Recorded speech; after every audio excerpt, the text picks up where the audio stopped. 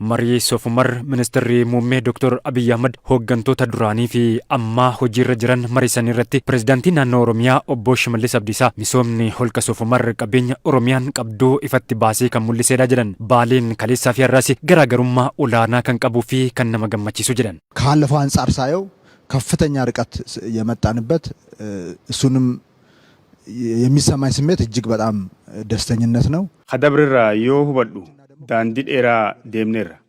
Kanaanis gammachuutti natti dhagahama.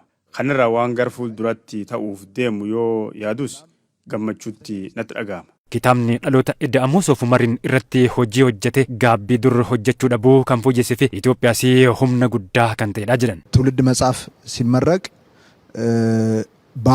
ሶፉመርን እንደ ዲቨሎፕመንት ሴንተር ተወስዶ እዛ እንዲጀመር ክቡር ጠቅላይ ሚኒስትር መመሪያ ከሰጡበት ጊዜ ጀምሮ Kitaabni dhaloota ida'amuu yoo eebbifamu Ministeerri Muummee Dr. Abiy Ahmed holqa Soofumar akka iddoo misooma tokkotti fudhatamee akka hojjetamuu fi qajeelfama ergaa kennaniin booda hojii olaanaan hojjetamuun gaabbii kanaan dura misoomsuu dhabuu sirreessuu dhufe. Dhaloonni ida'amuu ammoo daandii haaraa kana kan itti banamedha. Uummannis deeggaramummaa irraa kaa baraaramu ka taasisu. Hundi keenyatti abdii kaanuree fi Itoophiyaa fi humna guddaa ta'uusaa arge. Gorsaan dhimmoota Afrikaa bahaa Ministeera Muummee Obbo Geetaachoo Raddaa Baaleen teessuma lafaa malee seenaalee biroo hedduu fi maqaa gaarii biyyaa miidhagsan qabaachuu hubachuu himan. እኔም ትልቁ ፒክ ላይ ፎቶ ለመነሳት ጭምር የቻልኩበት ነው። በታሪክ ምንሰማው የነበረ በወሬ ምንሰማው የነበረ ከመልክዓ ምድርነት ባለፈ ሰውን አታስታውስም፣ ታሪኩን አታስታውስም። waggaa 13 dura gara Baaleetti yemmuu dhufu ol ka'insarra dhaabbannee suuraa ka'uu qofa ture.